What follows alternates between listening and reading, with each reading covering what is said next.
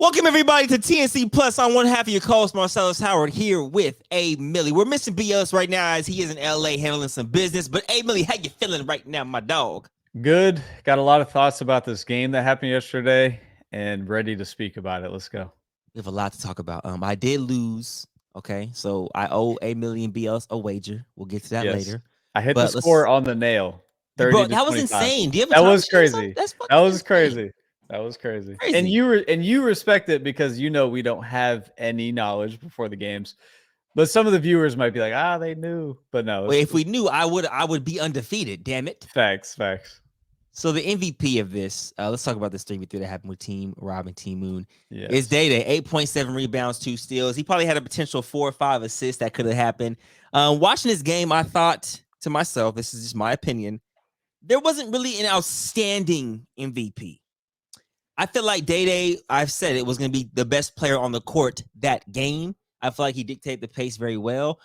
But if we were forced to make an MVP, I feel like Day is that MVP. I may sound a little crazy saying that, but if you really watch the game, I just don't think there was anybody that was like that stood out from the rest, if that makes sense in terms of the MVP conversations. I don't know how you feel about that. Yeah, no, especially like the game before Day had more of like an explosive performance. This one was just more so truly just the most valuable player on either team. You know what I mean? Right. In every sense of the word, he, like I said, he didn't go off crazy, but he dictated their pace, as you touched on, and he just really gave them sense of direction. Like he showed some leadership. I think he could speak up a little bit more because he really knows how to play and he knows what he's talking about. So if he was a little more vocal, I think he would fall into a leadership role even better than he is now. But maybe just looking for his voice. But like he definitely, in my opinion, was the engine for their team, and you know.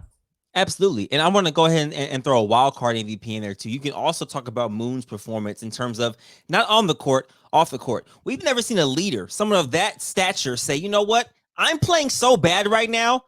You guys take over. He put his pride aside and said, I'm going to lead this team to victory. And it might not be with me. Tonight's not my night. That is a huge thing to say. That's a huge role to take on as the guy of the team as well. So what were your thoughts about what Moon had to say about that? It did, you thought about that. It didn't even cross my mind because the first day I met Moon, I saw who he was, and like he literally is just a very unselfish. He's just not that into himself. He competes really hard, and he just really does what's best at all times. Like that didn't surprise me, but when you brought it up, I was like, yeah, it should be talked about. Yeah, I think you talked about it a lot, man. Because for someone to say, you know what, I'm playing like ass right now, but you guys are, like I'll give you an example. In the timeout, he told Day-Day, he said, I want you with the rock. I'll go sit in the corner. He said, I love you with the rock right now. And I said, damn, like that takes so much self-awareness. Like you got to be so self-aware and so selfless to say, hey, Millie, you know what? You are way better with the ball right now. I'm going to sit in the corner. Like that, like for someone to say that is just phenomenal, man. It shouldn't go unnoticed, especially as a teammate. That helps a teammate grade rise, in my opinion. Yeah, and especially in the YouTube space, to be fair. Absolutely. You know what I mean? Yes. Now let's talk a little bit about Team Rob and Team Moon, but let's start with Team Rob thoughts. Man, tee us off, man. Tee us off. All right, so the comments are, I keep up with the comments, just having the show, and I think it's important to know what the fans think and what their narrative is, and not just so we're just speaking our narratives, but also to keep in touch with that. And the comments are not happy with Fambi, and that is okay, but it's just the fact that he can control it. It's just effort. Yes. It's just effort. That's all it is. And I don't really know the reason behind his lack of, I've never seen that kind of lack of effort from him as much as I did the past 2 games. I could be off on that. Maybe I'm just a little out of touch. Maybe he has shown lack of effort, but I just hadn't seen it, man. And it's kind of confusing. I almost want to talk to him and kind of get his point of view on it. What do you think? I would love to get Fambi on one of the episodes just to hear his side of things, because what sucks with media, right? On this side of on this side of media is we're speaking our opinion, and sometimes we can't get the opinion of the actual person who's I going love through it. that. So it's always I have to be mindful of there's always another side to the story. So whatever we're saying is what we're seeing, but then there's something that's actually happening that they're seeing and going through that they may want to talk about that they Yep. can't because we're not allowing them or they're not on the platform that we're speaking on. So it's like I would love to get Fambi on the episode and just have a conversation with him and really understand like why that looks like, or why his effort looks lackluster. And I think he might be able to give us more insight on that. And I would love to have the conversation. I think that's a good point, man. Also with this team too, um, it was a very underwhelming sense of chemistry. I thought this team would mesh well a little better, although they have Bo as a first time player. But I think with Fambi, Robin, and Trey, I thought they were going to be able to work it out. But during that 3v3, I felt like it it, it was the really weird energy. I mean, we're gonna talk about that when we talk about the box score, but I don't know, man. Team Rob up it disappointed me in my opinion. Yeah, very. I wouldn't say it disappointed me because I was curious how this was going to work, being that Mm, Trey is a predominantly on ball player. Rob is definitely a ball dominant player. Fambi himself is a ball dominant player. A lot of people right, look at Fambi as like a big guard and stuff like that, and the fact that he does other things, but his biggest strength and talent is to create offense, generate right. offense, whether that be off the dribble or whatever the case is. But he really is a creator himself. And then Bo missed I think Bo missed like 5 wide open shots that really hurt them. Not to come down too hard on him, Mhm. but that was just a big swing. That didn't help their already lack of chemistry. It was they were completely disjointed. They had no sense of direction on offense, and that's where I thought on the other side of that, Day Day just came in clutch because I think without Day Day, the other team would have had no direction offensively either. It was a lot of randomness, and I'm only framing it that way because we're on the next chapter platform. This isn't Yeah, like a park takeover. So I expect good basketball. yeah, Like I feel like we're looking for winning good basketballs. And so if that is the foundation, then we need to speak about that and make sure that like those players grow in that and encourage them to play that way. right. Now more on Team Rob later. As we move on to Team Moon real quick. Thoughts on Team Moon? I'll start off. I was actually shocked how well they complemented one another. Although they lost the first 1v1, I think that was one of the best chemistry things I've ever seen. Take offense, I'll take defense type of thing that we saw with them. The way they play with each other, like in terms on the court, it everybody's role fits with everybody, if that makes Yeah. sense. So Tricky fits well with what Day Day and Moon like to do. Trail fits well with what Day Day and Moon and Tricky like to do. So it's like you have your two ball dominant guys in Day Day and Moon, which Moon was like, look, I'll be off ball. You have Trail, your defensive enforcer. You have Tricky setting screens, crashing boards, and he can shoot the ball. Like everybody's role fits perfect on this team. And most of that is accepting a role. Absolutely. Like Trell, half of the battle is just accepting the role, and Trell accepts his role regardless of the situation. Tricky, new guy, but he accepted his role. Moon in the huddle, like you mentioned, accepted whatever role was needed of him. Right. And then Day Day was coming off ball screens, just walking around them, and that's a whole nother topic. But yeah, like you said, they all fit perfectly because a lot of selflessness on that team. I'll say this, man. For anybody out there, any young person out there, that wants to be a good basketball player in the future, you have to understand this part or this side of it.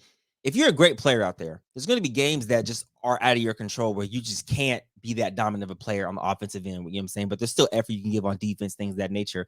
But if you can lead and set yourself aside, that is what is going to separate yourself from other people. And for example, if I know I'm a 20-point per game scorer and I get into a game in this third quarter and I'm 2 for 10, I'm like, you know what? It's not it's not my place to keep shooting to try to figure it out and lose my team possessions. I'm taking away possessions from somebody else who can get a hotter hand. So it's like putting your teammate before yourself is what's going to feed your success more. And I think a Yep. lot of players have to understand that at a younger age, it's not just about being that guy, that guy. You could be that guy while also leading other guys to be better that night. And I think Yep. that's what Moon did and displayed in this 1v1. I think that's very uncommon in young basketball or in youth basketball today. Well said.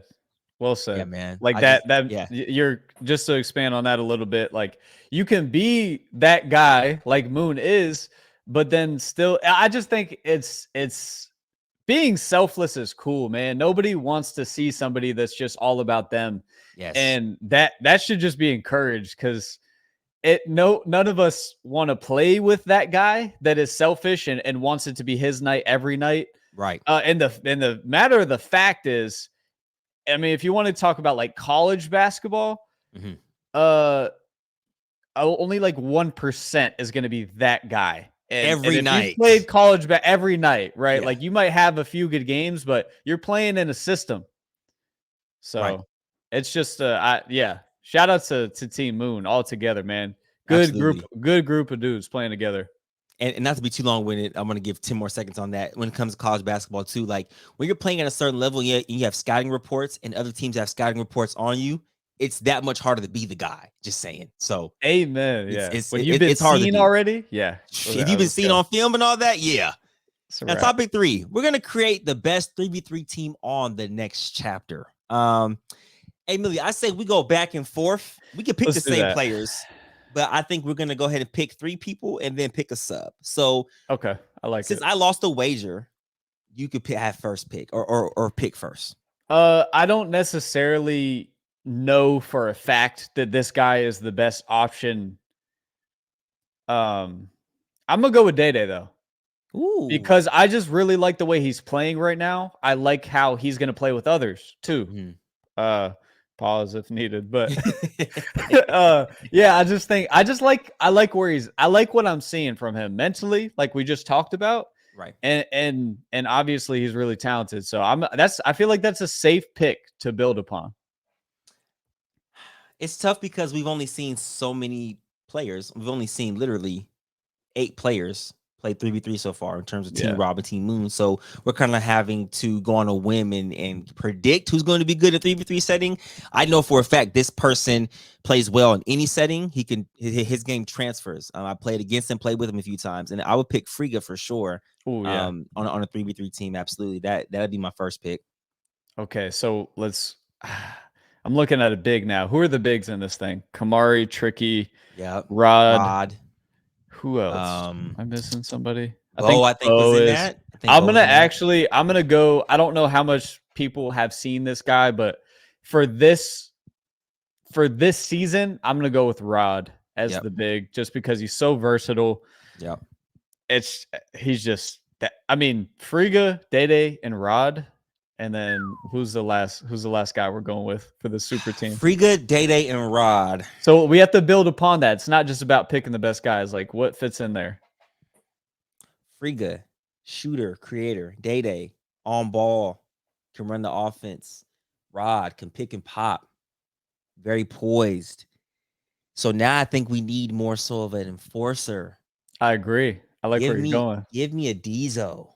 Oh, give me a D. I like that. I think Diesel, Frigga, Day Day, Rod. Oh man, but now I'm leaving out Cam and Scar. Bro, that's what I'm saying. That's what I'm saying. That's tough. Ooh, I guess in the comments, you got let us know in the comments. I mean, you could interchange like a Cam with a Day Day. Like I think Cam could absolutely fit in really well with that team. Right. You could do Scar, you know. But yeah, I'm trying to think who would mesh well. Like you get a team like Team Frigga, I think is they have a lot of people that just don't have egos. Alex, Nathan, Rod, Frigga. They all want to play together. Frigga picked that way, I think. And I think it makes sense. Like I think for the 3v3, don't get it confused. We're not trying to pick the best player at every single position. I don't think great teams necessarily always work that way. 100%. I feel like you have to find people that are cool with playing their role. You can't have 4 dominant ball players on one team and be like, look, we're going to go out there and win every single game. It just doesn't work that way, man. It doesn't work that way schematically. 100%. So I think Day Day, Frigga, Rod, and Diesel. I don't know. I like those odds, right? Oh, but then you got Tay. Shit. Man, this is tough. We're gonna have to give a final answer to the audience. Like maybe after this season, we'll give like a final answer for the best season 9 team.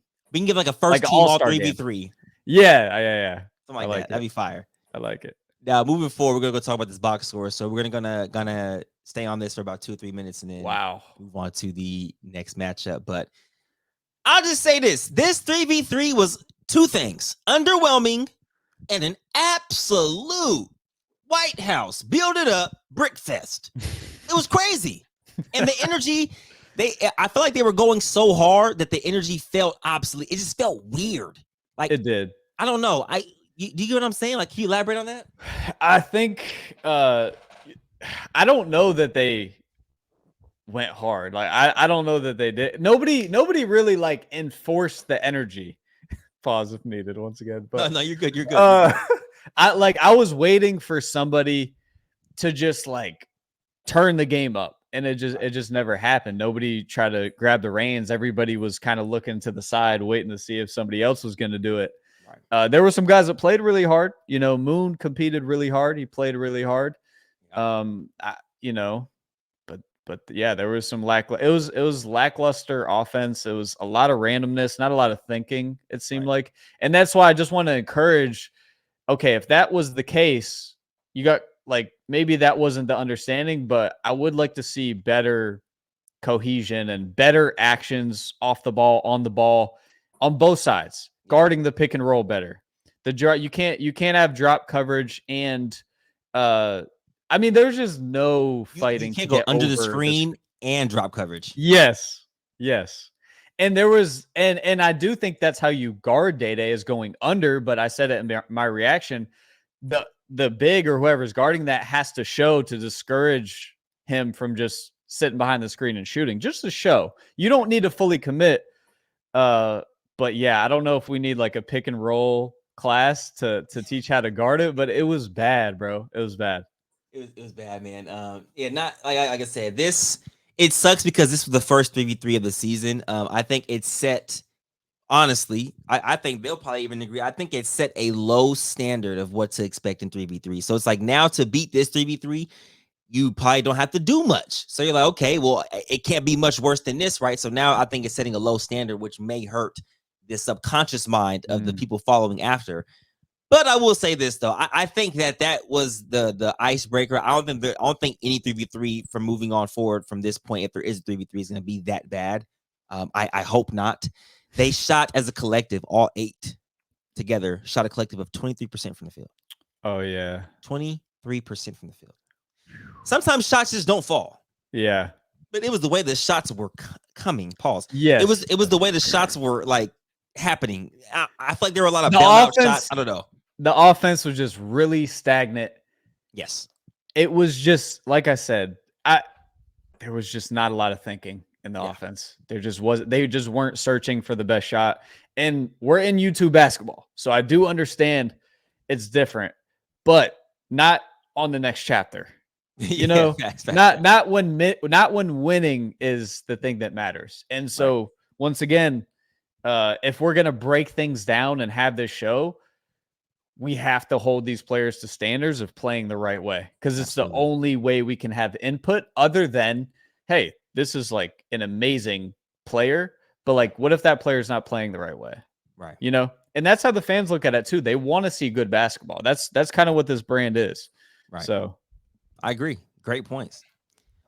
Now, moving on to this next matchup. We've seen the 3v3. This matchup's over.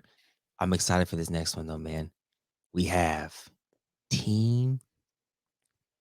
Oh wait. Wow. Oh, I'm tripping. It's Team Cam versus Team Kale. Yeah, new new match. I thought it was Friga for some reason. I thought it was Friga, but so me and B are going head to head with our picks here. Yes. Scar Kamari versus Kale Isote. Oh my gosh. This is interesting. Wow. Because you take Cam out of it, which means Cam's going to be in the 2v2. So I think Cam is saying, you know what, at this point, I'm going all in. They're super confident. They're probably going to have Scar play more of the possessions on offense, Kamari on defense. And then you have Draco and Cam in the 2v2, which is going to go against Cam in the 2s is beautiful. Which is going against Castro, and I believe who's Kale's fourth person? I'm blanking here. Leaky. Oh shit. That's not just oh my gosh. Oh, you know wow. What I mean? This might go 3. Yeah, it might, man. But wow. I really, man, this is interesting though, right here. Like, I give your pick, so because I need to think about this. I think I got to I go Kellen Tay. yeah, I was gonna go Kellen Tay. I think Kellen Tay is gonna be too much. Not, but then if Scar has that performance again, wow. Yeah, I'm gonna bet that he doesn't have that performance again. Okay. And then I think Kamari I love Kamari in the team setting. He just probably isn't as experienced as these other three in the ones. Right. Correct me if I'm wrong. Like I don't think he has that. I think compared to Kellen ISO Tay, I think he's a yeah. little bit outmatched in the 1v1 setting. Yeah, but he's super athletic, so you just never know with a guy like Right. that, you know? I like Kellen ISO Tay, and then in the 2v2, Leaky and Castro versus Cam and Draco. Nah, Cam and I think I'm gonna go Draco. Cam and Draco on that one. But Yeah. Leaky is, but I think I'm sleeping on Castro too, man. I think he had one bad showing. Everybody was just kind of Yeah. like, okay, we were basing it off that. But if you watch Castro play on the IG and YouTube and all that, he has game. No, he's a solid player. I don't really like take people's narrative for him. I know what he is. He's a solid player, but it's more about Cam and Draco. Like That's tough. That's a great duo right there for a 2-on-2. There. I mean, so I think Kellen ISO Tay take 1v1. I think Yep. Cam and Draco take the 2v2. And then So we're definitely seeing 3, bro. We're definitely seeing 3 in this one. There's no way. There's no way. There's absolutely no way. What are your score predictions for the 2v2? For the tag team or the 2v2? I'm not bad for the tag team 1v1. I'm gonna go 30-26 Team Kel. I was gonna go 30-25 Team Kel. I like that 25 to 30 right there. It's not gonna be a blow. I think it's gonna be a good game back and forth. I just think Kel and ISO Tay overpower these two here. But if you guys are watching, we know it's not live, but we do know that the game is following this pregame show. So make sure you guys go to the next chapter page, the main page, and watch the game that's about to tee off at any time here. I'm excited for this because this means we get to see Team Frigga versus is it Team who just won last? Moon, right? Is that yeah, what it is? So we're this much more closer to see Team Moon and Team Frigga matchup. I'm excited to see what Frigga looks like, given that he hasn't played in 8 years. You know what I'm saying? He looks like he's in good shape. He looks like he's in good shape, and I think it's gonna work. I think they're definitely a top 3 team. We already talked about that, but I'm excited to see how he looks too. And just I know he's gonna be hungry. You know, Frigga, he always just is ready to play, so he's gonna bring the energy. And not to overlook this matchup. I was just saying we're that much closer, but this matchup right here is going to be Mike Tyson and Evander Holyfield. We're seeing 3. We're seeing 3. We got to see 3. Make sure y'all subscribe to this channel too, because there's extra content. There's interviews. We might do some more content on this one, so make sure you guys subscribe to this. This is their second channel, so. Absolutely, man. I couldn't have said it better myself, man. Well, like I said, one half of your co-host here, myself, out here with A Millie, you guys, and we are checking out of the pregame show. We'll see you guys in the live stream. Team Kel, let's get it. Let's get it. Oh shit! Hey, don't let it down, please. Don't let it down. And we'll catch you guys on the next pregame show. We out this day.